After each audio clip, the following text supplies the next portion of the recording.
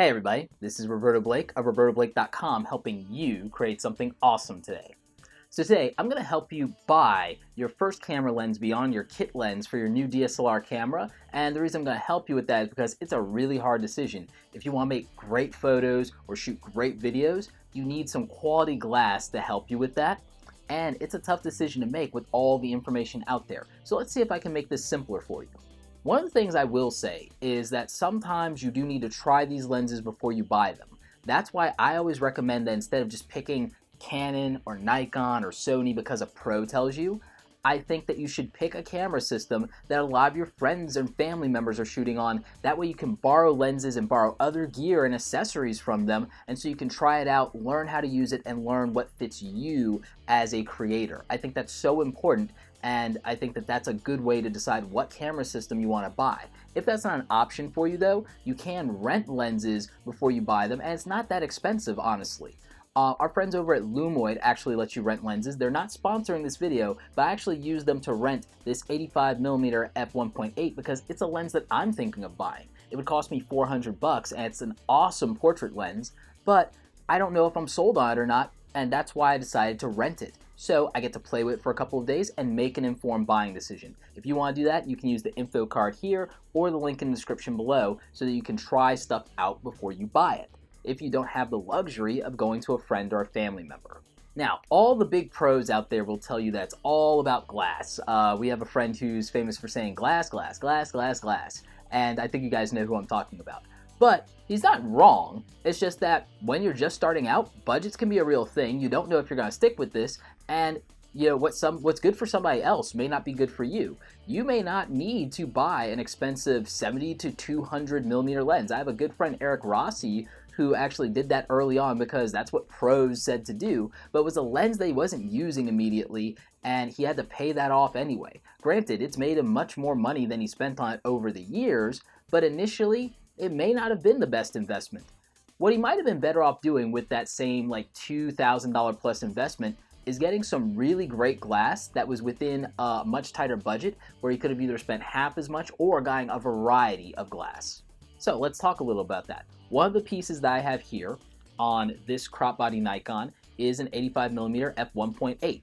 Now that may not mean a lot to you, so let's go ahead and talk about it. 85mm is a tremendous piece of glass. It's a great focal length. The f1.8 isn't that heavy, so it's something that's not going to be a burden to you in the way that a bigger piece of glass like a 24-70 or a 70-200 might be. If you're a small-bodied person, you're just getting used to shooting, and you're mostly shooting portraits of people, you're shooting headshots, this is a great piece of starter glass for you, and you won't get distortion in your portrait images. It's great for compressing and making sure that people stand out of the background very well, and it handles low-light situations. It's also good for you filmmakers for exactly those same reasons, and you'll be able to get a great film look. So, I really like this lens, but a lot of people will have an issue with it because you can't get close up to a subject. It could be good because, you know, maybe your subject will be intimidated by that and it's too much intimacy, but if you want an alternative to that, you can go with what's called the Nifty 50, a 50mm lens, usually at f1.8. You can also get them at f1.4 or 1.2. And if you are still wondering what those numbers mean, I do have a video explaining how aperture works, so make sure you check that out. But basically, the smaller that number is, the more light will come into the lens. They'll be able to shoot in low light situations. You'll also get more depth of field. That's that shallow, blurry background that you see where a subject's popping off the background and it's not very busy. So that's something to think about. The 50mm will let you get up a lot closer, and you can still shoot from far away if you want to, so you have a lot more options. It's probably the most versatile of all the prime lenses. Those are lenses that don't zoom, so really think about that. I think you should have at least one good prime lens in your bag. I think you should have either an 85mm like this, or a 50mm, or both. The 50mm f1.8 from Nikon cost about $220, so it's a really great option for you. The 85mm f1.8 cost $400, so my friend Eric would have been able to get these two lenses and still have had money left over instead of that 70 to 200 that he got. But if zooms are something you need, let's go ahead and talk about that. You do have some very great options here. If you're somebody who's going to shoot things that are going to be more landscape, music videos, street photography, you might want to get something like a 14 to 24 or a 10 to 24 lens. You can get these either from a third party like Tokina or Sigma or Tamron, or you can buy them for the camera system that you have. I'll have links for this stuff in the description below, by the way. But that's a great wide angle lens, and it can be tremendous for you for what you're trying to do, especially as a video maker. If you're doing indie films or something like that, music videos, a 14-24 is usually ideal for you as one of the lenses in your kit. If you're doing more general stuff, then maybe you just get a 17-55 f2.8. These aren't that expensive either. They usually range between $400 and $700, so that's not really a bad option for you. You'll be able to get shallow depth of field, so you get a blurry background, but then you also have some flexibility. So for in that $500 sweet spot, that's actually a really good lens for you. If you throw that in with something like either the 50mm or this 85mm as a prime, you're pretty solid. And again, you'd still be within $1,000 if you did that. If you bought all of those together, you're still not even close to $1,500 yet. So I think that that could be a really good combination for you to have. The 14-24, I'm gonna be honest with you, it is a little bit more expensive. It's gonna be pricey, but if you're doing paying work, it's absolutely worth it. Now, if you're an absolute beginner and you just really wanna learn this stuff, your kit lens is fine, but maybe it doesn't zoom enough for you. You can get a 50-200 or a 70-300 for just a few $100s. Maybe it's gonna cost you somewhere between $200 and $400 to get either of these. In some cases, if you buy them used, you can get both for that price if that's something you're interested in. I don't necessarily think you need both, but it is on the table if that's what you wanna do. And I think that having that extra zoom capability will help you understand how zoom lenses work in the future, so you can try and make up your mind as to whether that's something you need to make a bigger investment in. If you're really not going to do this professionally, there's no reason for you to spend a lot of money. You can get those zoom lenses and just deal with the fact that you have to adjust the aperture for the lighting conditions, etc., and the fact that they won't be able to shoot low light situations that great.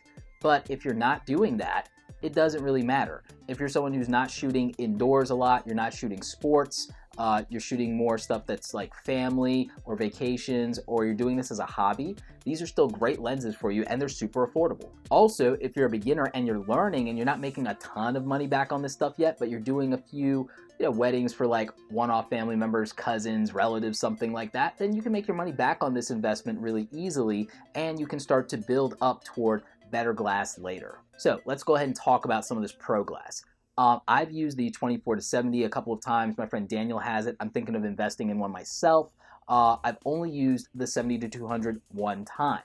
These are great pieces of glass, but they are heavy. So you really have to think about it, and I do recommend you try them before you buy them and just see if you're even comfortable shooting with them, see if they can produce the kind of shots you're looking for and give you the abilities that you need. Again, if you're not shooting sports, you're not shooting aerial photography, maybe you don't need a 70-200 lens. If you're shooting headshots, the 24-70 is fine, and like I said, I think that the 85mm is actually great for portraits, and it might be the best portrait lens out there. The 24-70s are usually f2.8, which means you'll be able to get shallow depth of field. They have great optics in them, and the image quality is superb. I'm not gonna lie. But you can still get great image quality out of the less expensive primes, especially when you're just learning. This is, after all, a video for you buying your first lenses, so I really want you to keep that in mind.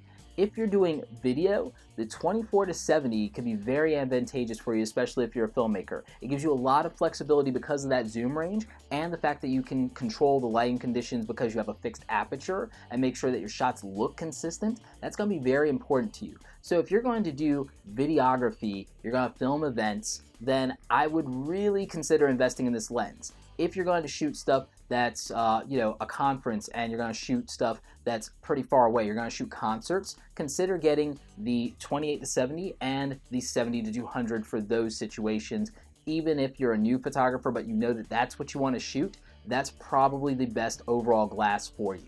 Remember, buying your first lens is a huge commitment beyond the kit lens, and you have to get what's right for you. So like I said, if you can borrow something, that's great. But if you can't borrow it, try and rent it so you can get a feel for it and see what it can do for you. Again, I recommend renting from Lumoid. They're who I use, and I've had nothing but great experiences with them. They're not a sponsor, but they are a friend of the channel. They've sent gear over before, and this is something that I rented myself completely out of pocket, and it's helping me make a decision as to whether I'm going to make the $400 commitment to this 85mm or whether I'm going to go ahead and get something like the 17 to 55 that I mentioned earlier. So if you want to try before you buy, you can go ahead and use the link up here or in the description below to go ahead and check that out. If you want to buy any of the lenses that I mentioned outright, you can use the Amazon affiliate links in the description, and that will help you out and it'll help out the channel. Speaking of help, I hope you guys found this video informative. If you still have questions about buying lenses and you still can't make up your mind,